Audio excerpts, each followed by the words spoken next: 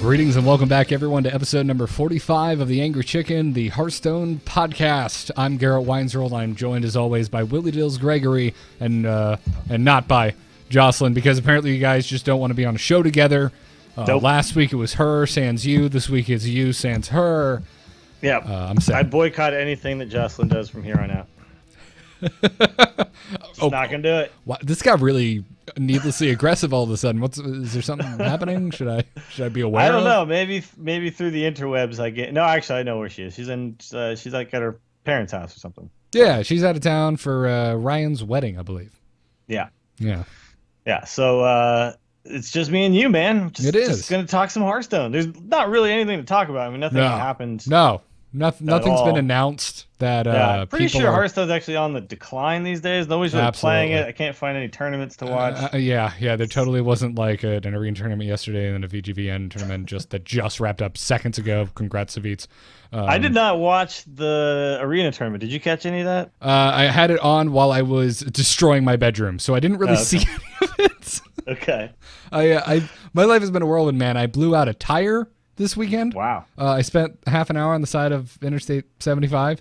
I've been redoing my bedroom from like the ground up. We tore out the floor and put a new floor and repainted everything, and it's been a nightmare. And still planning a wedding. That's also still there the whole time. Oh yeah, hanging over. That's still going. Like a very hungry like an crab. Execution. Sorry, no, like a great wonderful thing that's coming. You have a very dark view of weddings, sir.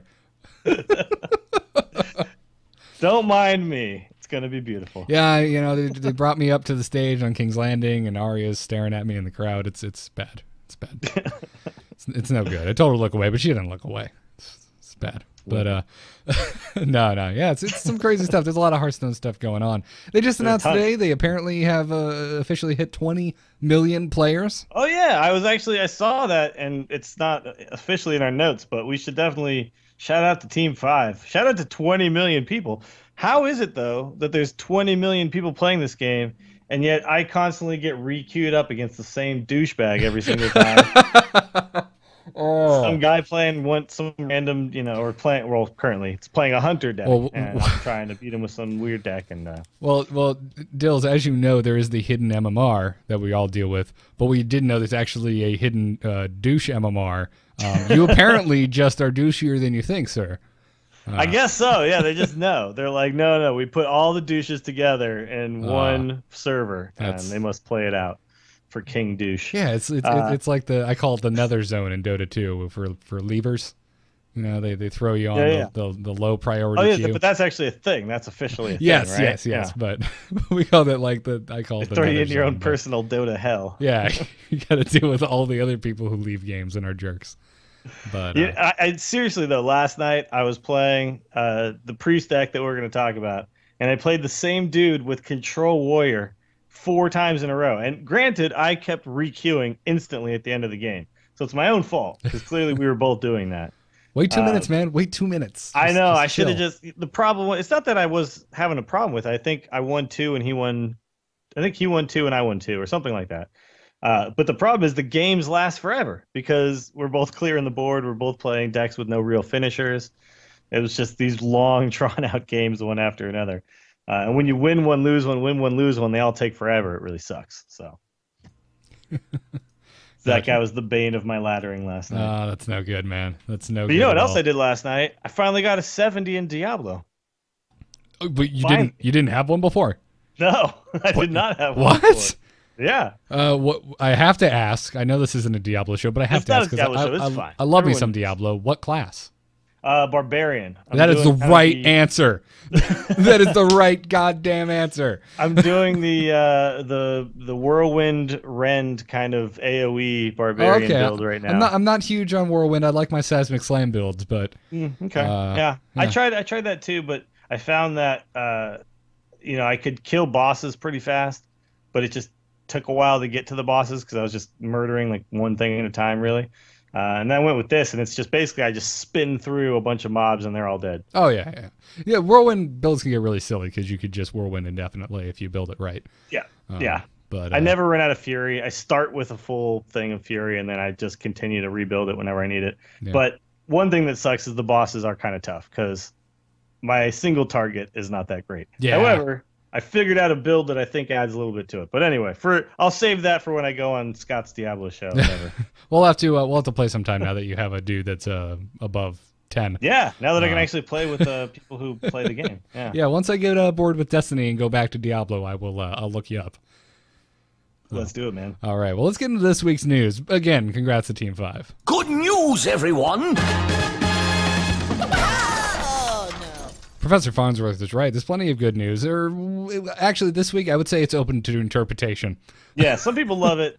This is news that divided the Hearthstone community, that's for sure. What, you mean to say that a video game community doesn't all agree on a topic? You know, they do circle jerk and hive mind quite a bit, but the thing is, they hive mind and circle jerk about two separate things. So, gotcha. Yeah. There's a lot of terrible terminology being thrown around the first 10 minutes of this week's episode. I'm sorry. I could have made it worse, honestly. That's, that was the tame version of what I was saying. But yeah, it's been interesting. I'm curious to know what your take is, but we should probably tell people what the hell's happening. Yeah, let's do that. So balance changes are on the horizon. Blizzard just announced that there are some upcoming changes to two of the two fairly contested cards. They're constantly the point of topics. Leroy Jenkins and the Starving Buzzard. This is all coming to us from Zariah, the community manager. She made a post this past Thursday saying that the following balance changes will be made in an upcoming patch. First up, Leroy Jenkins now costs 5 mana. That's the only change. Yes. He used to cost 4. Yeah, that's fine. Yeah. Still currently, as of listening, if you're listening to this one, it's current, costs 4. Yeah, okay. And then Starving Buzzard is also getting changed. It now costs 5 mana, up from 2, but it's also had its stats rekajiggered. It has 3 attack and 2 health. It previously was 2 attack, 1 health, as I'm sure everyone listening to this is probably familiar with. So Zariah also went on to say, give reasons for this. She said that Leroy Jenkins created a strategy that revolved around trying to defeat your opponent in one turn without requiring any cards on the board. Fighting for board control and battles between minions make an overall game of Hearthstone more fun and compelling, but taking 20 plus damage in one turn is not particularly fun or interactive. This was occurring when Leroy was used in combo with other cards, like yada yada yada. You guys know what cards Yes. he was used with. And as far as Starving Buzzard, she said that the amount of cards that allowed Hunter players to draw ultimately ended up being too excessive for its low cost, and that this change will allow the Hunter's opponent more time to react to both the Starving Buzzard and the cards drawn by its power. I would add on to this, no, because they probably won't use it anymore.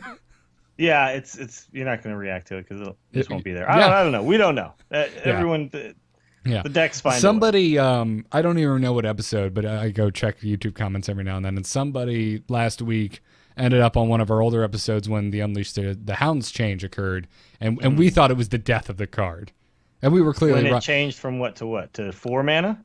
I forget exactly which change it was, but When it changed from 2 to 3. I think when it changed Yeah. from give everything a buff to Hounds. Well, yeah, well, that original change it was because it originally put it at 4, right?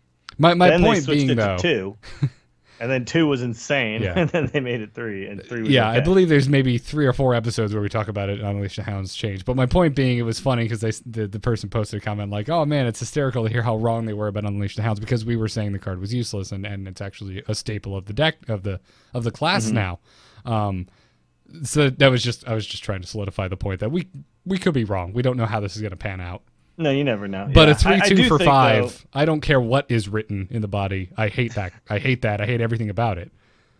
I'm okay with it. I do think that, like, I felt like Hunter was definitely the strongest deck, and it wasn't really that you could draw a lot of cards with Buzzard. It was the fact that those 2 cards together basically did what cards like, say, Sprint or Nourish do, but they also give you 4 charging 1/1s. It's like it's all of that in the value of that in comparison with how other cards that multiply, because normally a card draw card equals I draw 1 or something, Right. or if I draw more than 1, it was hard to do. It took a little doing, like say Acolyte of Pain.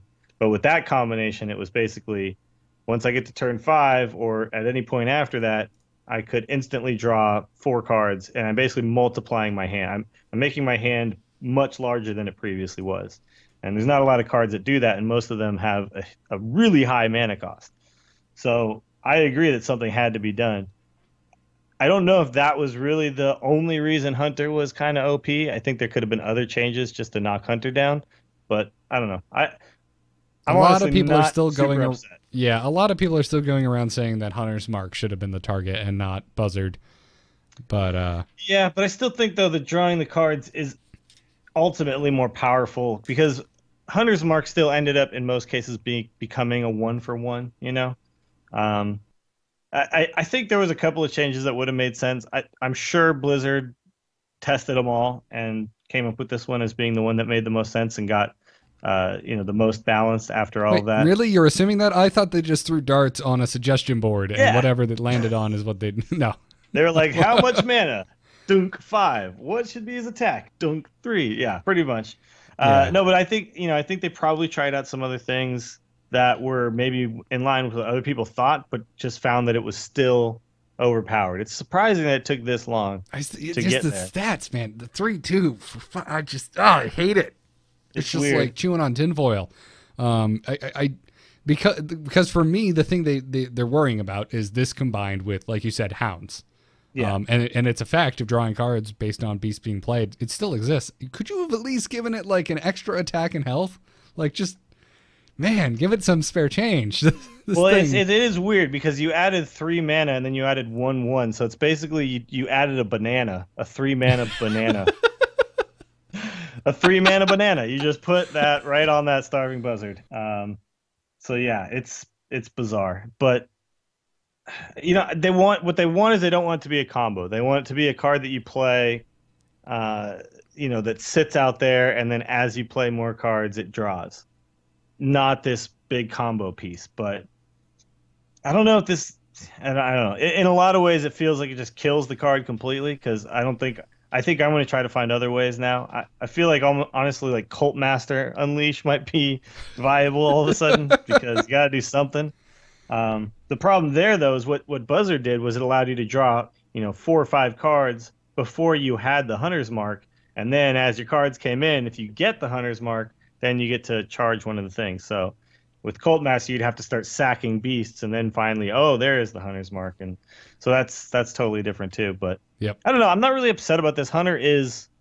It's ridiculous right now, and you can't really deny that. It's the deck everybody bans in tournaments. It's a lot of stats have come out from people who play ladder all the time that they're facing it 40 to 50% of the time.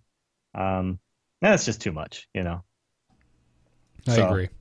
Yeah, something had to be done. This is what they landed on. I'm okay with it. So- I don't think on its own Buzzard was too strong. I don't think on its own Unleash is too strong. But put those two together for 5 mana, it's crazy. Then it's insane. Yeah.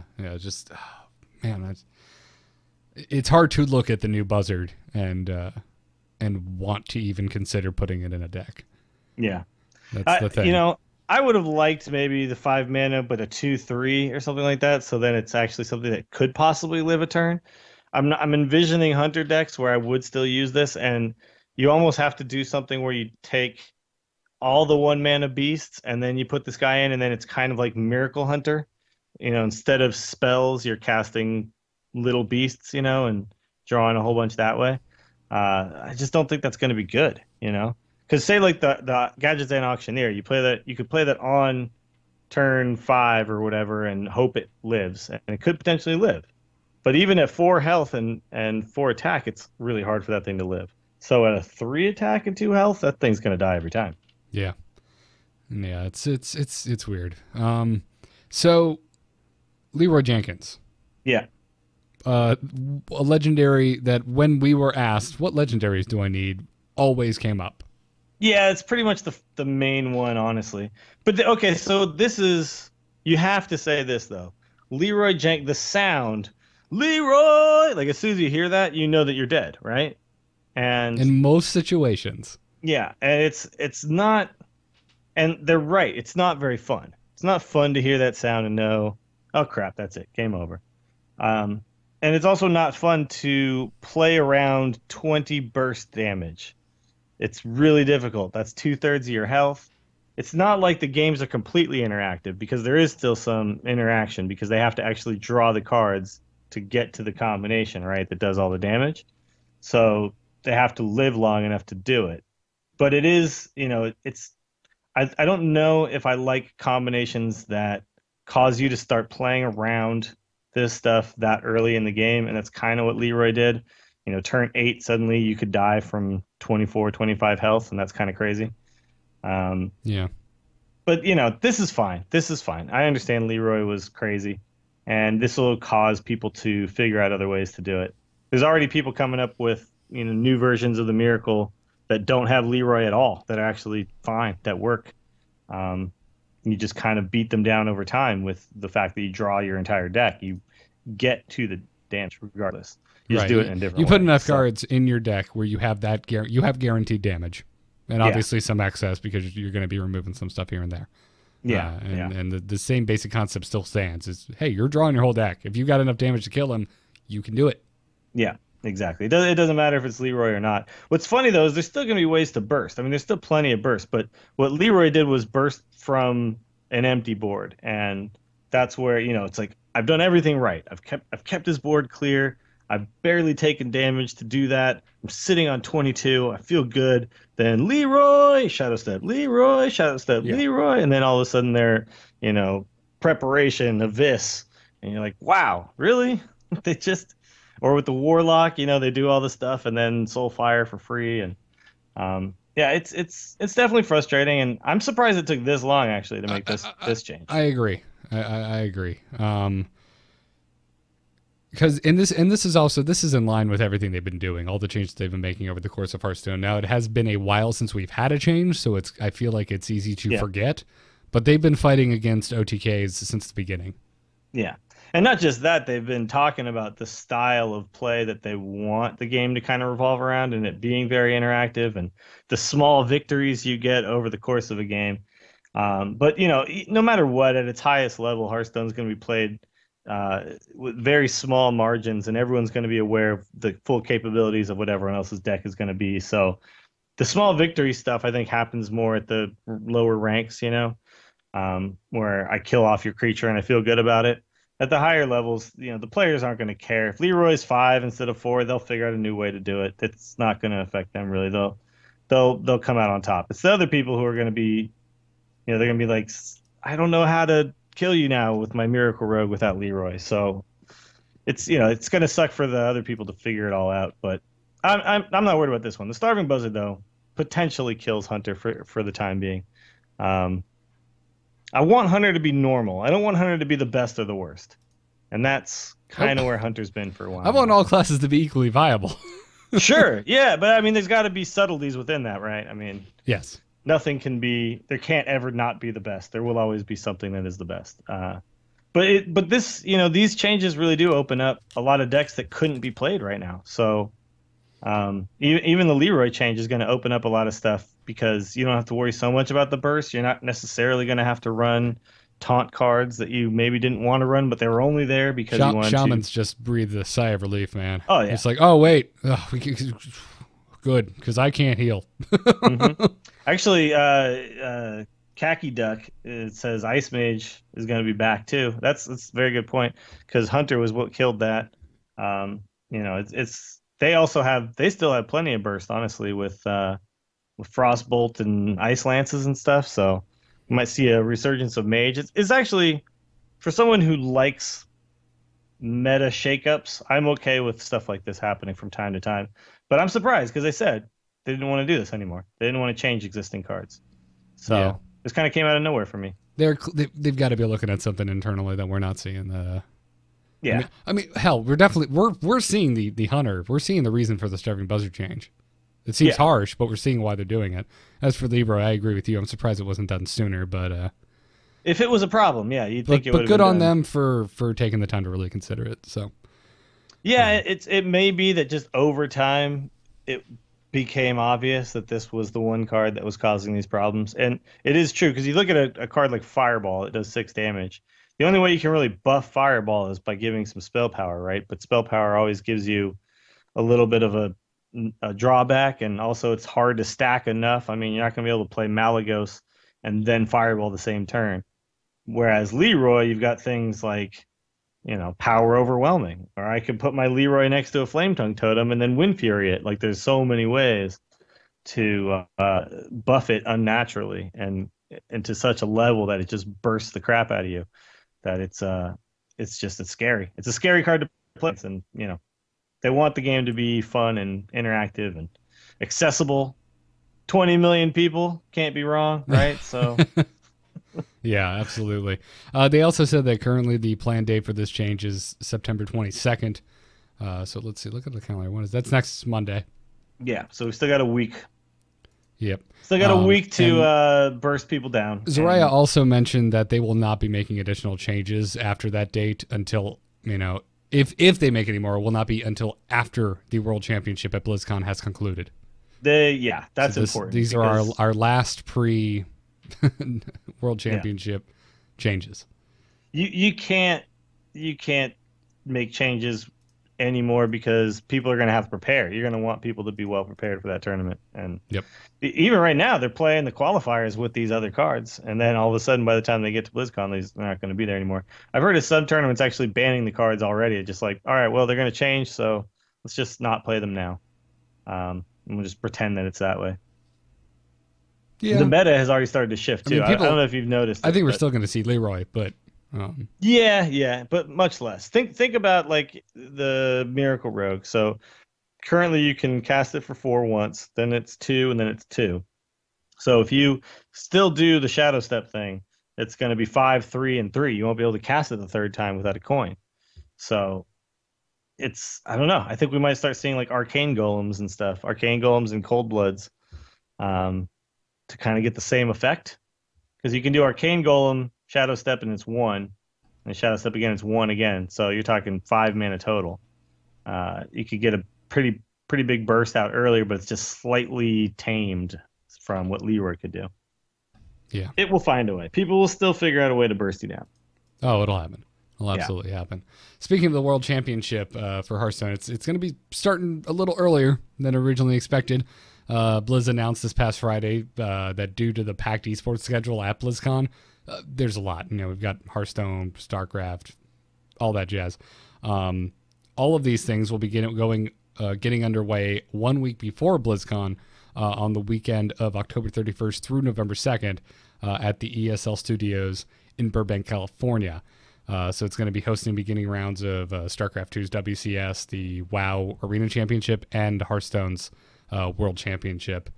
They're all going to be broadcast. If you're interested in any of these, they'll be in their respective official Blizzard Twitch channels. And Hearthstone specifically is going to take place on the last day, November 2nd, on Sunday. It'll start at 10 a.m. and run till 10 p.m. Pacific time. And it'll contain the round of 16 matches. Okay. So round of 8 and forward will be taking place at BlizzCon, it sounds like. That's plenty of action to happen at BlizzCon, so. Yeah. Because they did the round of 8 last time, but it was the show match stuff, right? So. Yes, and it fit perfectly. Yeah.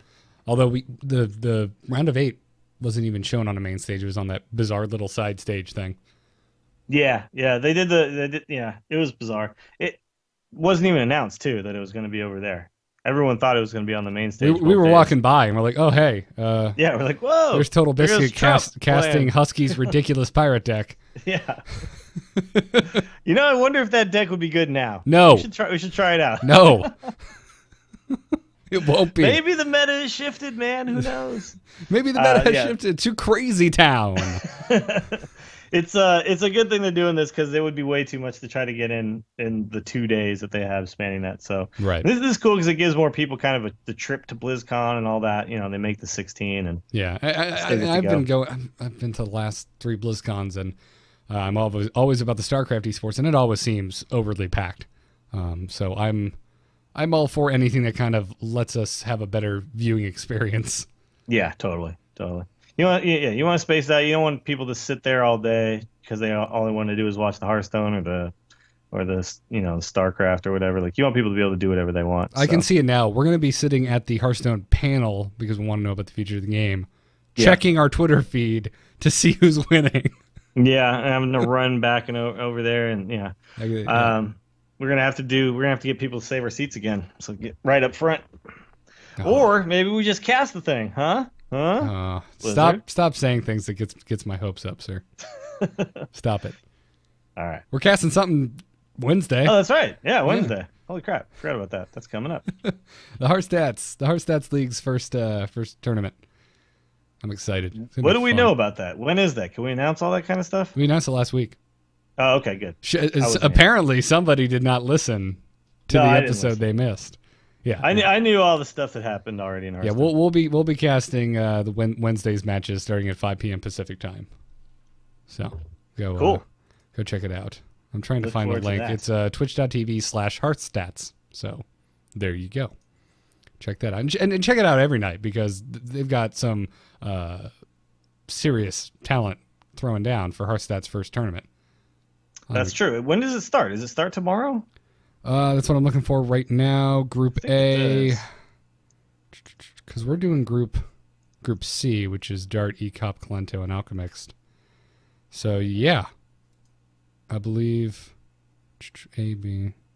C. Actually, I think did it start today? That would be weird because I didn't see any of that being streamed.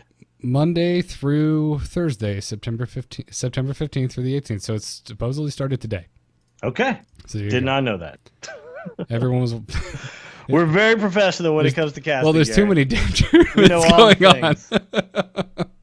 I just know what damn supposed to show up. First day already done. Thanks, guys. Everybody played Pyrotex, right? Got it. I sincerely doubt that is what happened. Well, that's funny that it started today because there was all this other crap going on the VGVN and yesterday was the arena tournament. So it's just been every single day, man. It's crazy. Yep. Yeah, some serious a lot of damn tournaments going on. Also, did you hear $190,000 prize purse coming up? This is going to be before BlizzCon. Which tournament is this?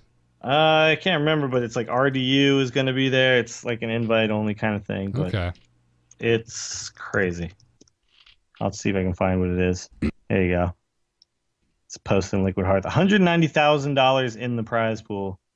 The WCA World Cyber Arena is holding a Hearthstone.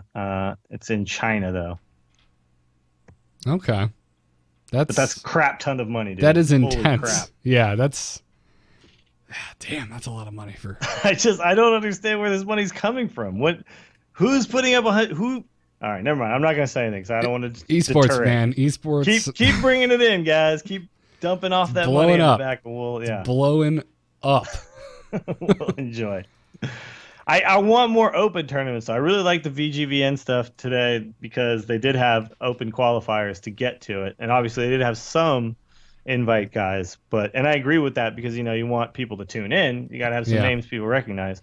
But I really like DreamHack did this too. Where you could qualify, so anybody could play, and you have a potential shot at a big payout. So yeah, I hope to see more stuff like that. That's what's going on with this Heartstats thing. This tournament is kicking off their league, which you and I can play in and potentially qualify for their next big money tournament. I'm in. As long as I don't, accidentally soulfire the minion and not face. Hey man, I had a bad Soul Priest misplay in our pre-show. That today, wasn't as bad because I actually missed lethal in a tournament. That was fine. You still won. Yeah, I still won that. But anyways, yeah, check it out. Let's get into some strategies. Hit it very hard. Wanna blow something up?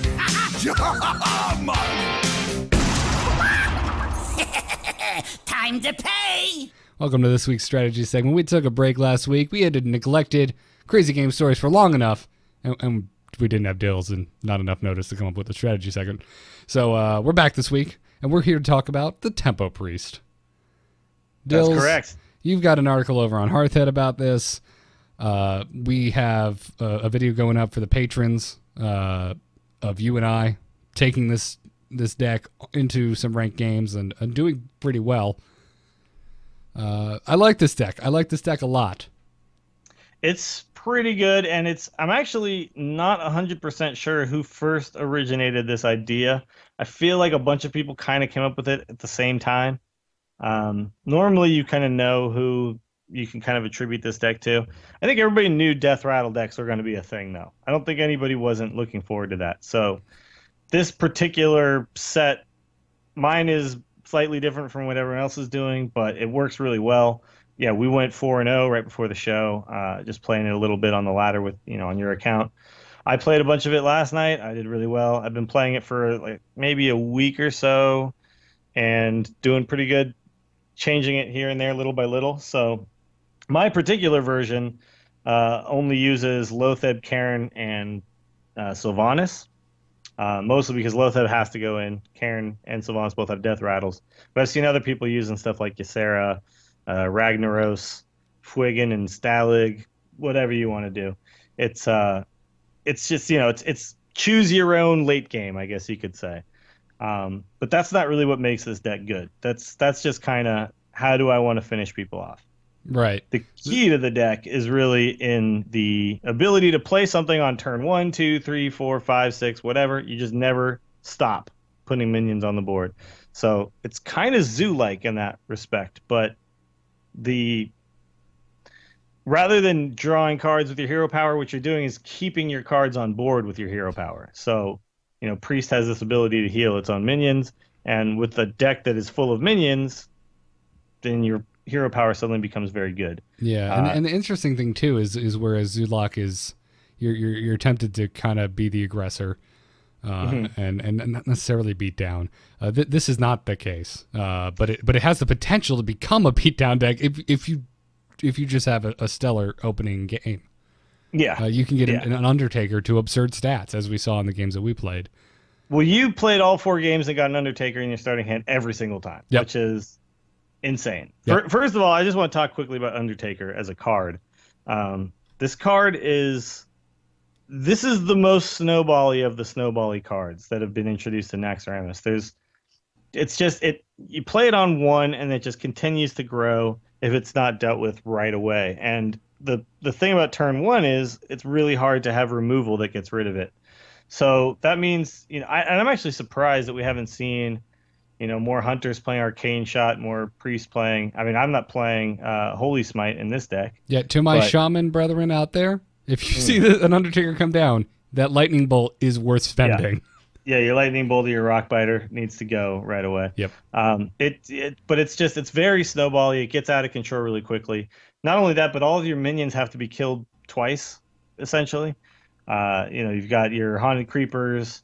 I guess Leper Gnome is probably your weakest, your flimsiest minion in the deck, but it also, it draws you the cards. So it still has a good value. Yeah. And of course, Dark Cultist is one of the best class cards that was introduced to Nax. So obviously that's going to be a big boost to Priest, but it's funny, like everyone looked at that card and didn't really look at Undertaker and think, oh, Undertaker's going to make Priest amazing, but holy crap, it's just insane. If you get it on turn 1 and then you get the Haunted Creeper on turn 2 and you get the Dark Cultist on turn 3, it's just really hard to lose the game from that point.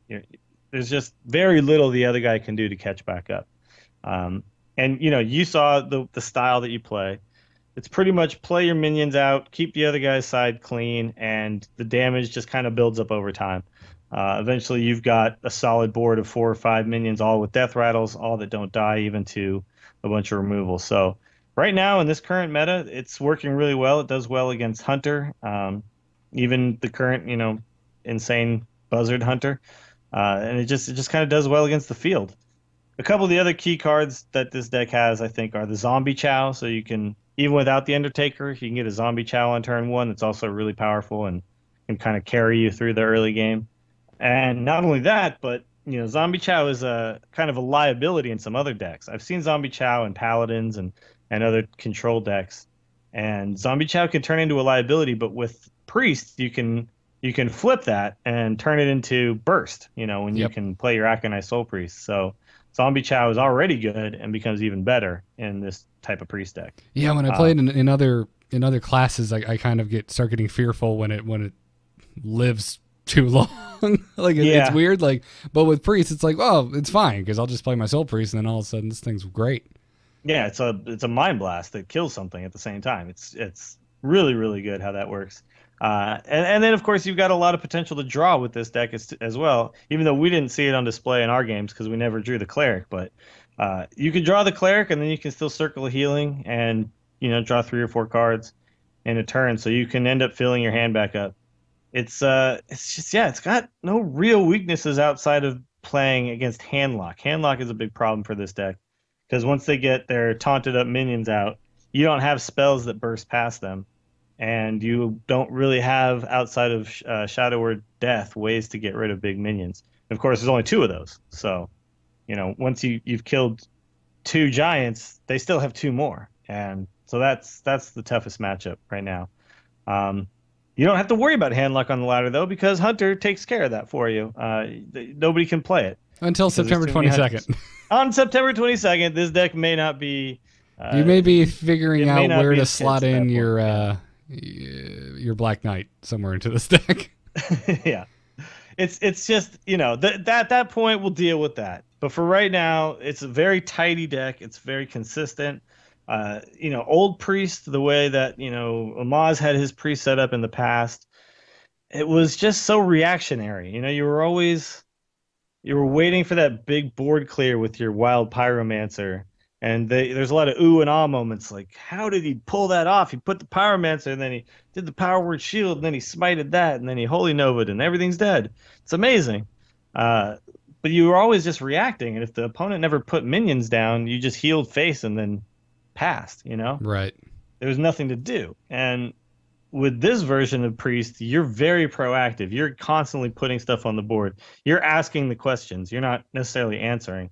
And because you're able to get so much power and toughness on the board so early in the game, you can use the minions as the removal spells. You don't have to wait for this Wild Pyromancer thing to flip the game, and then you play Ragnaros and hits him in the face a bunch of times. You are the one setting the tempo. So right. It's a really, really fun deck. And if you like feeling like you have something to do every turn, everyone go ahead and give it a shot and tell me how you like to end the game. I've seen people do a lot of different types of finishers in this game. Now, chat room's saying that it has a hard time against Control Warrior. What has been your experience with that? Well, like I said, I think it's about even against Control Warrior. I played against Control Warrior last night, and I split games with him. And so far against Control Warrior, I haven't... the games are slow, and they suck, but you can outlast them if you play smart. You don't want to extend the board and give up your entire board to a brawl. You gotta play smart against the Control Warrior, and you have to know what you're potentially going to face. But absolutely, Control Warrior is tough for any other control deck. That's one of the strongest control decks out there. They're very good against the Zoo, which is also, even though it seems like an aggro deck, it's a control deck in the end. You're trying to keep the board clear. So I think that they mostly lose to Shaman and really aggressive decks anyway. So yeah, I would say it's about an even matchup. Okay. But it's gonna suck and it's gonna be boring. That's it's gonna take forever because that's what Control Warrior does. But against everybody else, you're just gonna mow people over. It's like if you get the right draw, I don't see how a deck really beats this. Even if they get all their board wipes and whatnot, because they can't fully wipe this board. Everything comes back to life. Yeah, it's really strong. I've been trying to find a priest deck that I, for lack of a better word, believe in. Something I feel like, okay, I can just take this to the ladder and just play 30 games and be fine. Yeah, and do pretty well. You'd probably go something like 20-10, I would say. With yeah. And this is I think this is that deck. Yeah, this is a good deck. It's just a good solid ladder deck. Yeah. So Rikus in the chat says you lose to Control Warrior. You can't just say that. Like anybody who just says this deck loses to this deck, it's not true. You have a worse matchup potentially, but you don't just lose. I beat plenty of Control Warriors with this deck last night. So to just say, "Oh, you lose to Control Warrior" is just false. Hunter always loses to, or Hunter always beats Handlock, right? Not necessarily. I've seen Hunter beat or Handlock beat Hunter too. It's just the matchup's bad.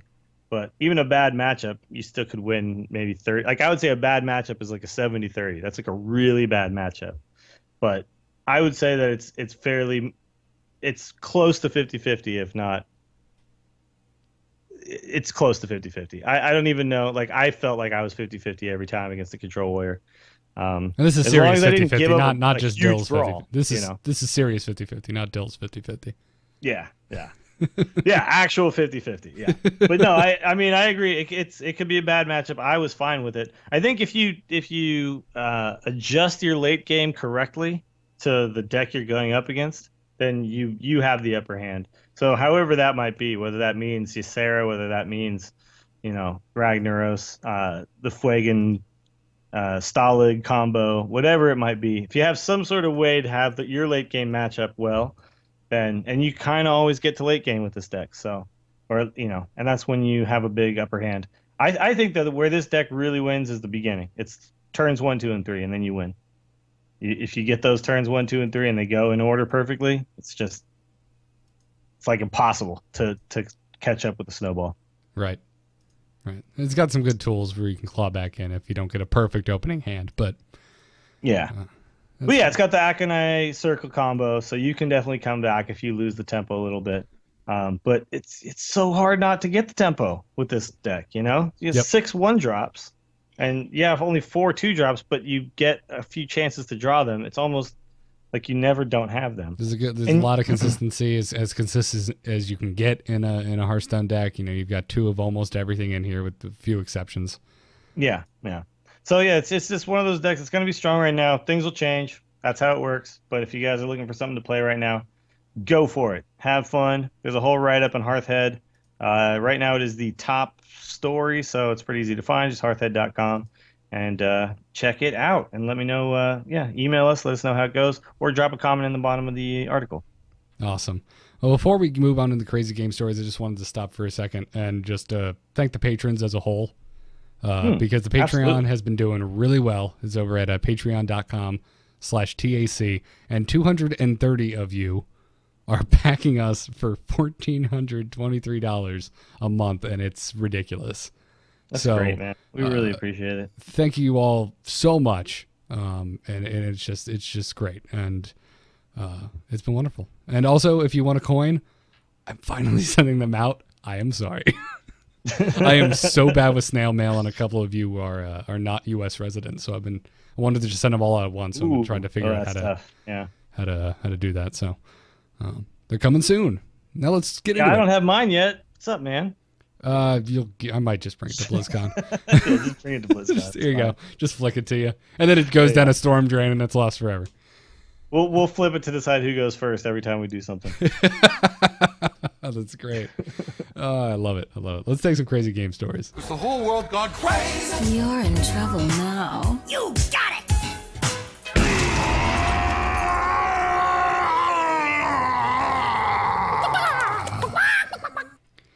A lot of people think that's killed Jaden. Or not, sorry, Jiraxis. But really, Dills, I want to know, how did you get that recording of me when I lose a game? It was, I got some spies in Florida to bug your house and, just wait for you to lose a game. So basically they waited for your first game of Hearthstone every day. Whenever Justin Robert Young is visiting his home state, you're just like, hey, here's a microphone. Yeah. Pop on over there. Get a recording of Garrett when he starts to rage. We need it for a bumper. Florida man. So, anyway, crazy game stories. You can send them to tacpodcast@gmail.com. Wow, we never do these anymore. This is cool. Dude, 5 weeks of card reviews. There was no time, sir. There was no space for anything but Nax. You're right. There was no time. Wanted the honorable mention to Clevehelm, who won his arena game as a mage against another mage by fireballing his own mad scientist to draw an ice block instead of his duplicate, because otherwise he would have died to his opponent's Ravenholt assassin. Wow. So, that's next level right there. Yeah. That's good. He literally had a 50-50 chance. It was either going to be ice block or duplicate. Further, proving my point that you should just not play duplicate, because it wouldn't have been an issue otherwise. If you would have drawn that would have been bad, yeah. Yeah. Although he would have drawn... No, wait. If he would have done that, he would have gotten... no, it wouldn't have mattered. Never mind. He would have had duplicate. I was thinking, but then the secret pops and he gets 2 more mad scientists. Then he plays another one and he kills that one. No, it doesn't work that way. His own turn. Yeah. I want to play more arena, man. I feel like I've been doing all this ladder just because every time I'm playing now, I'm like testing some deck to research it for whatever. and I never have enough time to play to get to Legend anyway. So screw it. I'm just gonna play Arena. That's it. I made up my mind. No. All it took was one crazy game story. Don't. For you, I feel like Arena is just like the easy path. Like you're just like, I know. Sometimes I sit it's there and I just comfortable, want to have man. fun and chill Arena out, is your elastic pants. Yeah. Like I know. it's I just your put it on. I don't even clean I just the same shirt I slept in. Let's do some Arena. It's the definition of comfortable for Dills. But our other crazy game story this week comes to us from Brett, who writes, "Hey, Angry Chickens. I was playing a match as a shaman against a mage and had an unexpected effect happen to me. My opponent had a mad scientist in play, and on my next turn, I played a fire elemental and targeted his mad scientist, knowing full well that one of his secrets would come into play. What I didn't expect was as soon as the mad scientist died, the secret that came into play was Mirror Image, which immediately went off and summoned the mage his very own fire elemental. Needless to say, I was shocked and sat staring at the screen for a few seconds, considering the minion dying and the death rattle triggering after I played a minion. I feel like the mirror image going off is a bug. I would love to hear your opinions and explanations if you feel this chain of effects is incorrect." I know it works this way. I've seen this already. I don't know if it's correct though. I feel like it shouldn't work that way. I don't know. I feel like it shouldn't, but I also feel like you shouldn't be able to summon two Thaddeus's. And Team 5, like Ben Brode has told me specifically, nah, that's how it works. it is how it works. I know that's how it works. But it is weird because essentially what happens is, you play, like the way it looks when you play it, right, is that I play the fire elemental. Fire elemental lands, and then he spits fire at your dude. So I've already played fire elemental, right? Then he spits fire at your guy, kills your guy. Then your guy dies, his death rattle goes off, then the secret's played. Now that should be the end of things. But I've seen this already, and I know this is how it works. So it's not a bug. It's just however they decided to do things in this case. Yeah, because if you come from any other card game, the order in which things happen is very important. Yes, it is, absolutely. And to me, I agree. It seems like Fire Elemental is played first because the Fire Elemental's effect couldn't happen unless the Fire Elemental entered the battlefield. Exactly. So it's very strange. I would love to hear some Team 5. I mean, I guess the thing is that they're saying that that the battle cry effect and the minion being played happen at exactly the same time, right? So, in that case, though, the death rattle should happen after the battle cry, and then the secret gets played, and that's even after that. You know what I mean? Right. That seems like that's the correct sequence. So, it's weird that it works this way. It just does. You have to be aware that that's how it works, but I don't think it should. I am on board with you. Yeah. I'm Brett. I am campaigning. Campaigning. There's a lot of weird stuff going on right now with the way, because death rattles all go in order and stuff. You really have to pay attention to how things get played now. I've seen a bunch of I've had a bunch of ladder games where people are clearly making moves thinking that some effect is going to go off before another effect, but they didn't take into account when stuff got played. It's it's going to take people some time to acclimate to the new system, but I think it's good. I want it to be obvious. I want it to be clear and something I can think out, something I can sit there and pay attention to what's going on in the order things are being played, and then figure out what's supposed to happen, rather than it being kind of random. Yeah, no, I agree. I really like the idea of being rewarded for thinking about the order in which things resolve. Yeah, and when everything it separates better players from at the high level, you need something to separate those guys. Right. This kind of thing can do it. Absolutely. But thanks for your emails, guys. Thanks for your crazy game stories. Now let's take some emails. Hello? Hello, it's me. Hello. Just quickly, do you get my message? Yep. Oh. Hello, brother. Send your emails to the same place, tacpodcast@gmail.com. Our first email today comes to us from Waffle Bubble, who says, "All right, hey chickens, is it like waffle bubble? Does you have bubbles? It's a bubble in your waffles? waffle. Usually you fill it with like fruit or some sort of topping. No, I don't know. It's not a thing. That, sir, is not breakfast. That is dessert masquerading as breakfast. You are cheating. You're cheating breakfast if you're. It's actually not a bad idea. We should have more bubbles in our waffles that are full of blueberries or something. You know. I think of bubbles and batter. I think of pancakes, man. That's how you know when the flip. That's true. Yeah. Anyways, he writes, "Hey chickens, I'm a low-ranked player and I've always valued spell damage a lot, especially when I have spells like Swipe that can clear the whole board. But I never see people that are high on the ladder using spell damage cards besides Azure Drake and Blood Mage Thalnos because they also have card draw. So are cards like Cobalt Geomancer, for those of us who don't have Thalnos, Dalaran Mage, and Ogre Magi useless? I'm starting to feel like there are much better cards to use, but I'm afraid of ditching my spell damage. Thanks for doing such an awesome show. I've been learning a lot." I think you're overvaluing spell damage. Yeah. Unfortunately, what you get with the spell damage is you get a good effect, but without the card draw. What you're essentially doing is relying on the fact that you're going to have a spell and that card, and there are going to be times when you only have that Kobold Geomancer and no spell to play. You know, say turn 2. Yep. And now you got a Kobold that you're playing that's just a weak 2/2.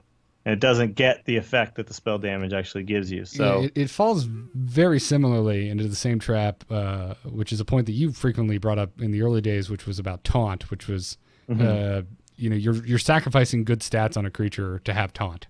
yeah. And the same thing works for spell damage. You're sacrificing a better stats on a vanilla creature for a weaker creature with spell damage. And as you said, Dills, spell damage is only good if you have a spell. Yeah, and so you end up with this kind of it's this trap. It's the taunt looks awesome because they don't hit my face, but what happens is the taunt costs stats, and then their creatures don't die, and then in the end the creatures hit your face anyway because they didn't die to your creature. And spell damage creatures kind of do the same thing where they get this, they get this benefit, they pay a price for it, and they pay that price in stats, and because of that, the minions being weaker causes you to have unfavorable trades, which over time leads to you taking a bunch of damage that you would not have taken had you played a creature that just measured up in stats. And it sounds like spell damage should be an amazing thing, but what you notice is that, yeah, it's useful, but if you can pair it with card draw, then it's fine. You're getting value out of those cards no matter what. When you don't get to pair it with something like card draw, you're basically relying on this thing that may or may not happen, and that's where you kind of get trapped. So that being said, I've seen plenty of decks that do things like, I've seen the what's the dude, he's a 2/5 and he gives the spell power to the dudes on his left and right. What's that card? That's not Dalaran Mage. I know Ancient Mage, right? Yeah, Ancient there Mage? it is. Yeah, it's a card I've never played. Yeah. So I've seen Ancient Mage Shaman decks because Shaman have like the totems and stuff out, and then you can do stuff like Lava Burst, and you hit Lava Burst for 8, and it's pretty sweet. So I've seen that kind of stuff. I even think Strife Crow made a deck that did this at one point, and it was kind of cool. So if you can figure out how to fit it in without gimping the rest of your deck, whereas say an Ancient Mage, that's just two cards maybe in your deck. But if you start gimping your whole deck with Geomancers and Dalaran Mages and stuff, then you're going to run into some problems. So be careful falling into that trap. We want the best for you, Waffle Bubble. So we want you to succeed. So don't fall into the trap. I want you to shine with all of your assorted Yes. toppings and whipped cream. Yeah, and then of course, Maligod too, the Maligod Rogue deck. That's but they're very specific decks, kind of built around this ability. And when you just start chucking in, and we've all done it. I did it. I thought when I first started playing Hearthstone, I was like, "Ooh, look at all this spell damage. I'll put it in my mage deck because that's spell casting." And then I lose all the time. So, We've all been there, Dills. You're not yes, alone. we've all been there. We all made the priest deck where we tried to divine spirit everything, and then we've all done it. Lightwell, man. Yeah, Lightwell is where so it's good. at. Nothing ever dies. Wreckful just made a deck that had Lightwell in it. It was actually pretty decent, but I don't know. I can't remember what he had other stuff that went with it, but yeah, you can find a use for almost any card if you use your imagination. But just chucking all the spell damage in is probably not going to work very well. So be careful. I would like more cards that have an effect, a positive effect that happens when that card is healed. Because that would make things like Lightwell and obviously Priest even more badass. Yeah.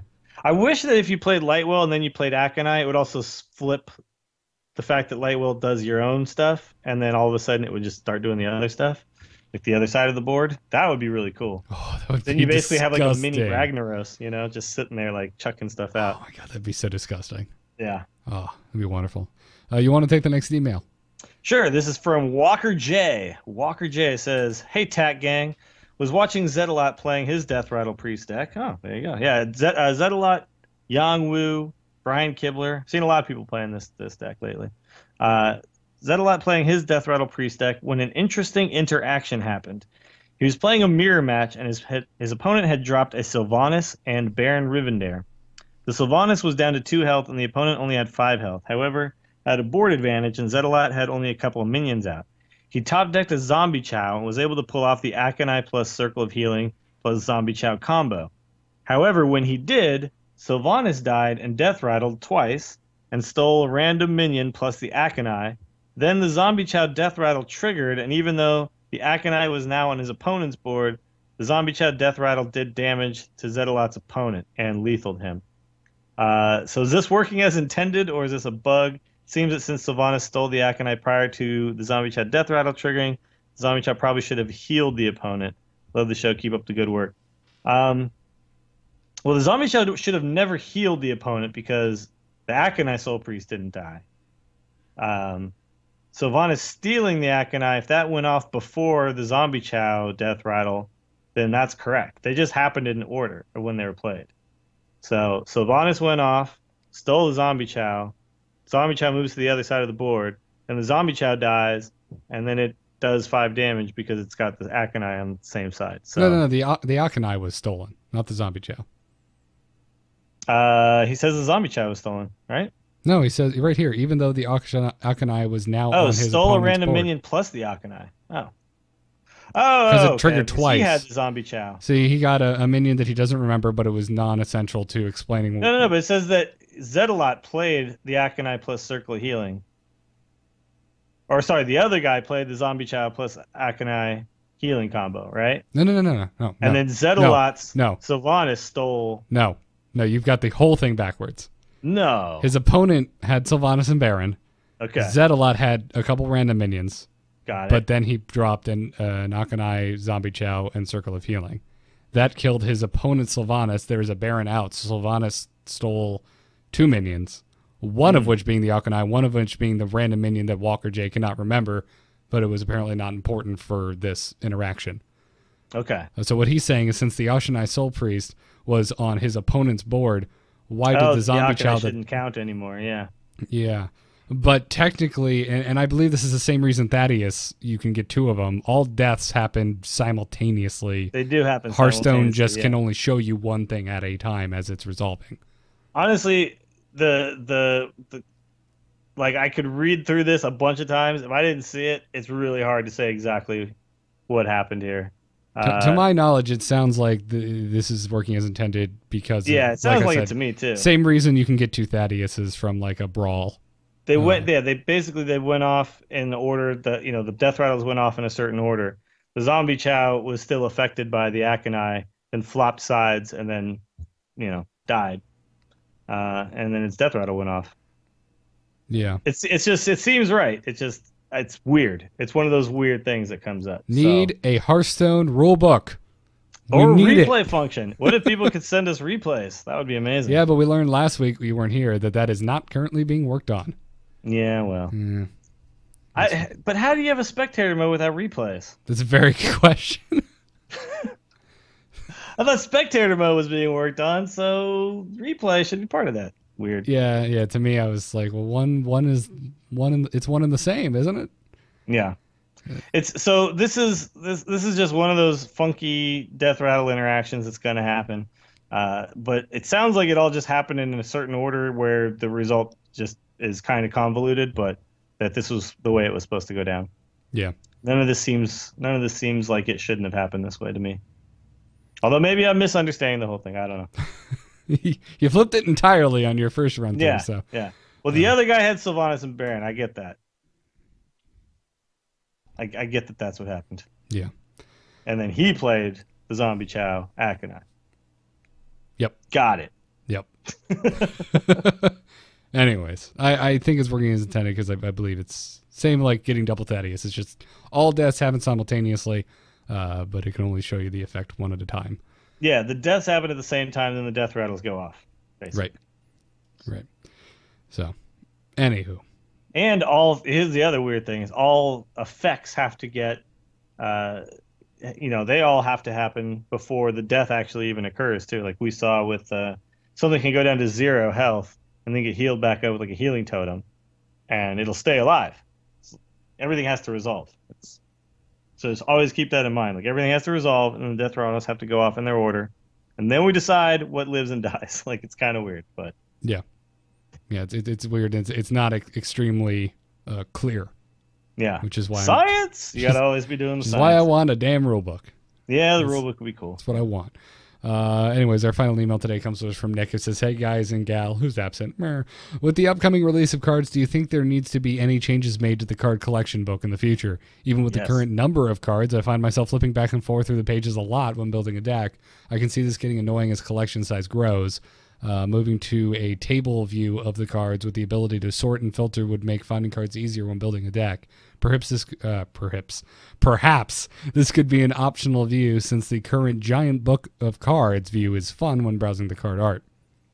Yes, please, for the love of God. Magic the Gathering Online, while visually hideous and looking like a car ran over it, has an amazing amount of sorting features, and I would love just rip it all out and plug it right in Hearthstone, please. Yeah, there's a couple of filtering options currently, but they're very limited. So you can sort by expert set, basic set, that kind of stuff, Yep. Promotional set. So promotional has the Gelbin Mechatork and whatnot's in it. And then you can click and say, "Show me only gold cards." You can do, and then you can put into the search bar dragons. Only show me dragons. Yep.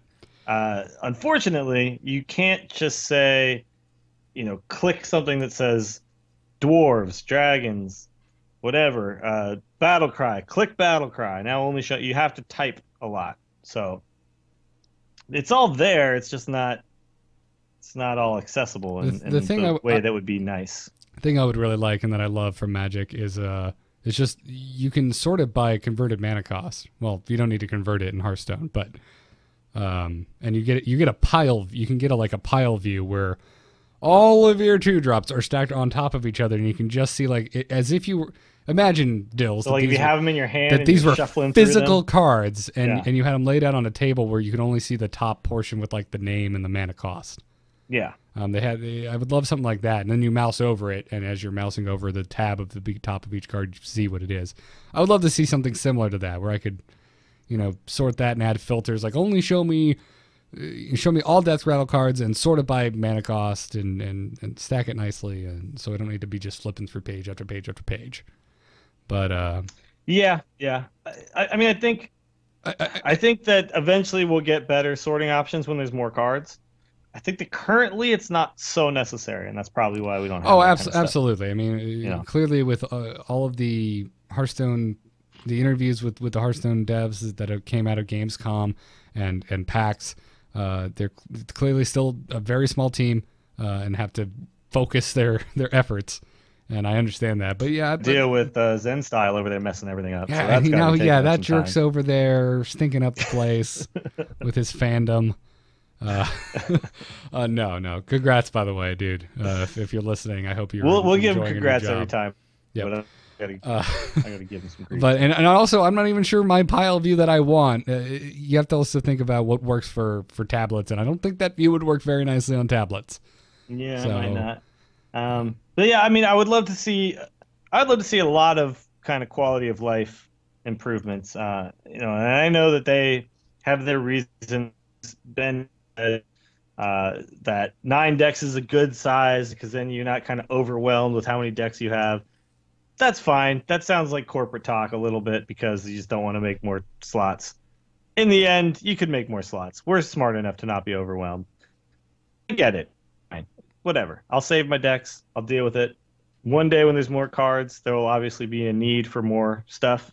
And I think we'll see. And once the game is kind of settled in and concentrate on that kind of stuff, we'll see that stuff. It's just, we want it all now. I want it and I want it now. And that's how we operate. But when you're actually writing the code, it doesn't quite work that way. So look for this in the future, Nick. Just not until we have more cards. But what I agree with you. It would be nice. More filters. Would like it. Yes. Bring it on. Really, it should have some sort of classification, even if it means nothing. Because I would like it. It just makes it fun, right? What if me and Jocelyn were playing the other night and we were doing? I made a deck of all girls and she made a deck of all guys. Played. We could put all kinds of little weird flavor on the cards, and then if I could actually look and I could filter, I could say, I want to see female decks. I want to see just spells. I want to see just just have it just quickly shuffle through and just show me that stuff really easily. That would be fun. How do you place a sex on dragons, sir? That's what I want to know. How do you check the gender of a dragon? I know that Alex Strauss is a lady. I know that. I know Deathwing's a dude. You know these things. All right, fair and enough. then the other stuff, you have to look at whatever the artwork is. So now all I can think of is say Frostbolt or something. You actually have to pull up Frostbolt and be like, is there a girl on this or not? all I can think of now is Jeff Goldblum from Jurassic Park. Someone got into the park and look under the dinosaur skirts. Yeah, you gotta lift up the Frostbolt and look at all right, this one's a girl. Yeah. Assign a gender to spells and I know and that creatures. That is a girl. Ice Lance is definitely a girl. Oh, okay. Yeah. Let's dive down that. Let's dive down this philosophical hole, Dills. Why do you think that? No, we're good. We can leave that be. Yeah. Anyways, thanks for your email, Nick. Thank you for your emails, everyone. I think that'll do it for this week's episode. As always, want to thank some folks. Definitely want to thank the patrons who are supporting the Angry Chicken over at patreon.com/TAC. This week we want to thank E. Smolik, Andrew B., Ryan R., Jake C., and Michael F. Thank you guys so much for supporting the Angry Chicken. It's been an insane ride already doing this thing. It was my first Patreon. It was your first Patreon, Dills. Yeah, except for my private one that I don't tell anybody about. Yeah, which one day you'll explain to me why that even exists. Yeah, but until that day, has something to do with rich foreigners, or I don't even know. Don't worry about it. you send it, you make it look like a spam account to just random people you think have an obscene amount of money and just want to donate to your lifestyle. I tell people that I'm a Nigerian prince and I use bad English, and then I say, sign up for my Patreon. Thank you. But yeah, big thanks to our patrons. It's been great. Really helped with the BlizzCon trip this year. Helped. Oh yeah. By the way, that's not far off now. No, we are less than 8 weeks away, and that's crazy. Insane. Really, really excited to meet up with you guys again in person. See all the people who are actually making it out there as well. A lot of the people who watch the stream and stuff and listen to these shows, I know you guys are coming, so really excited to get together with everybody in person again. I'll tell you what I'm most excited for. I am excited to not have to share a hotel room with you that has a creepy, massive window going from the main portion of the room into the bathroom. Yeah, no, you don't have to do that at all. You don't have to hear me snore, none of that. Mostly just the creepy bathroom window. Yeah. You're not going to get any, best of threes, though, while we lay in bed before we go to sleep. Is that going to make you sad? Well, we'll do it in the lobby of the Hilton while drinking incredibly overpriced before beer. we head back up to our rooms. Sure. Yeah. Like civilized adults. Try not to not fall. in our boxers. Try not to fall.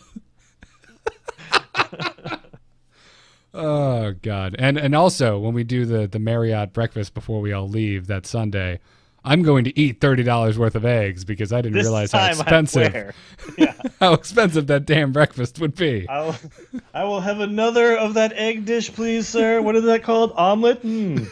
It's good. You load that sucker up with prosciutto, damn it. You put as much as you can fit in there. Thank you. I think you really could go for it, though. You could go over the omelet little thing and you could tell the guy just everything, dude. Just throw it all on there. But not those tomatoes, man. There, I don't care. Hot, raw tomatoes and an omelet, no thank you. Keep that away from me. I'm looking forward to BlizzCon. It's going to be a good time. Also, thanks to those of you who are leaving us reviews in the iTunes store. Thanks to Tombstone X, Thirsty Barnacle, Iskande. Hey, Iskande! Thanks for the review, Oh, I buddy. know that guy. Also, what took you so long? Yeah, he didn't like it until just recently. Yeah, just we made him mod, and now he's just like, okay, all right, I'll give you a 5-star review. Also, thanks to Day Keebs and XDex. Thank you guys very much for your reviews in the iTunes store. If you're an iTunes listener and you haven't left us a review and you like what we're doing, please go over there and leave us one. It helps us out a lot. I've been receiving a couple tweets this week that last week's episode just disappeared from the iTunes store. That's weird. Ran every troubleshooting thing I can. The RSS feed is fine. It still appears everywhere else, like it was still up on Stitcher. I don't know why this has happened a couple times. I'm not sure what's causing it. I know that iTunes has been a little funky for a while now. I work at a podcasting company, and okay. I get, I do some support stuff there, and I get tickets from people who are complaining about iTunes, complaining about Hearthstone. Yeah, no, they're complaining about iTunes, and Let's say, how do people You don't listening have to the the show answer. find out where you work and complain about Hearthstone to you? But yeah, exactly. That actually, that has happened though. But it's iTunes is an Apple thing that Apple doesn't really make money off of the podcasting part of iTunes, so they don't really give a crap. So just be aware of that, everybody. When things go wrong with iTunes, yeah. There's that's just plenty because of places to catch past episodes. All of them are embedded in a player on amove.tv/TAC. All of the past episodes can be found on youtube.com/StarcastShow. Show. we make sure that it's out there. But yeah, usually what happens, it'll come back Yep. at some point in the future for no discernible reason. Stitcher Radio. I used Instacast on my iPhone, which pulls just directly from the feed. There's no iTunes middleman. Downcast does the same thing. Yeah, and that's what I always check. Like when stuff disappears from iTunes, I check my Instacast. I'm like, it's there. The feed is working fine. So I don't know. I reposted last week's episode to see if that could help it. So if anyone's seeing a double post, I apologize. Or what you could do is just step outside and just cup your ear and just hope that a wild angry chicken episode will swing by. If you Could happen. if you put your ear up to a hen house, you can actually hear the sound of me complaining about losing to a Miracle Rogue. Sometimes late at night, you can hear the angry chicken off in the distance. Anyways, thanks you guys. It's enraged. All right. Thanks for That's tuning enough. in, guys. The Angry Chicken, as always, is a production of amove.tv and the Frog Pants Studios. Email us at tacpodcast@gmail.com. Check out the past live shows and other videos over at youtube.com/StarcastShow because I cannot change the name of my YouTube. Get the Angry Chicken t-shirt over on slashloot.com. Follow us on Twitter at TAC Podcast. Join us live, won't you? Monday nights, 10 p.m. Eastern Time. You can make it. Twitch.tv/AMoveTV or the mobile live stream over at alphageekradio.com. Also, check out BrianGriffithMusic.com. That is a musician who made our intro music, and he's got some wonderful stuff over there, so go support him. Me personally, I'm on Twitter at GarrettArt. I read it obsessively. If you want to say something to me, I will see it. He will rage about it. Please be kind. NoMoonArt.com is my graphic design portfolio. That's what I do in my day job, and I'm always available for freelance, and there's a form over there to contact me if you're looking. And check out Into the Nexus, my Heroes of the Storm podcast with Mr. Kyle Ferguson of StarCast fame. Go check that out because I'm loving Chen. It's fun. I'm bad at him, but Dude, it's I haven't fun even to play. played Chen yet. You roll Oh. around in a barrel and stuff. He's right? a blast. Get in there. He is such a fun kid. You throw alcohol on people and then you burp fire on them to light them on fire. Oh, so it's like college. Got it. You had a much more interesting college experience than I did. I just drew naked old men on 2 days a Ooh, week. well, Yeah. that's like college too. Yeah. I miss figure drawing, even if it was wrinkly old dudes. Dills, where can people find you on the internet? Normally you could find me on the Instance on Fridays. We've missed a couple shows. One of them being because of some sort of Salt Lake City Comic-Con something. And then last week Scott had a dental emergency. So I think everything's okay now. We should be back coming up this Friday. There was a lull. There wasn't much going on, so it's fine. We're all But, just biding time until Warlords, man. I'm so excited for Warlords. I know there's a lot of cool stuff happening. Have you been watching the Warlords little animated series thing, dude, Lords of War thing? The painting in that is killer. It's really love cool. the I love art. the style of it and I everything. absolutely love it. But this coming, I mean, I think Warlords is going to be the best expansion since Wrath because I feel like I'm going to be really invested in the characters because of all this stuff that's happening before it comes out. So It's a lot of excitement around that. It's a return to the golden age of Warcraft, in my opinion. Yeah, absolutely. So yeah, check me out there. If you're a fan of the Giants or baseball, check out TortureCast, this podcast about the Giants. We've been getting there's a lot going on. We're down the end of the season here, so we've been in the press box a bunch of times recently, had actual access to the clubhouse, had some player interviews, a lot of cool stuff going on over there. And you can check that out at torturecast.com. And then, and the MGA is actually starting up some new things coming out. We're going to have a new series, an ongoing series called Two Golfers, One Cart. And that's going to be... you guys are terrible people. That's going to be running for a while. It's don't worry, it's not like that. It's just two guys in a golf cart talking while they play around, and then we edit it down so it's entertaining.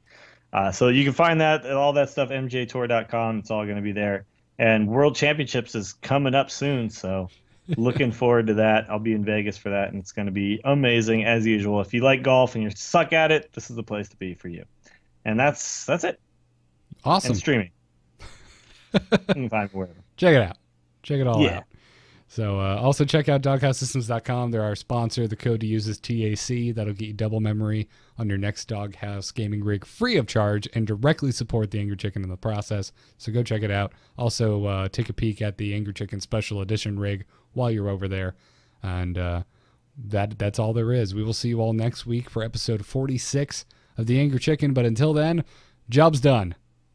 Job's done. Job's done. Yes!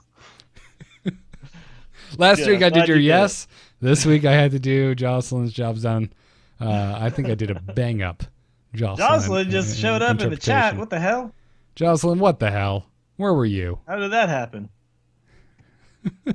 She snuck up on us. That was very sneaky. That was very ninja-like of you. You sneaky girl.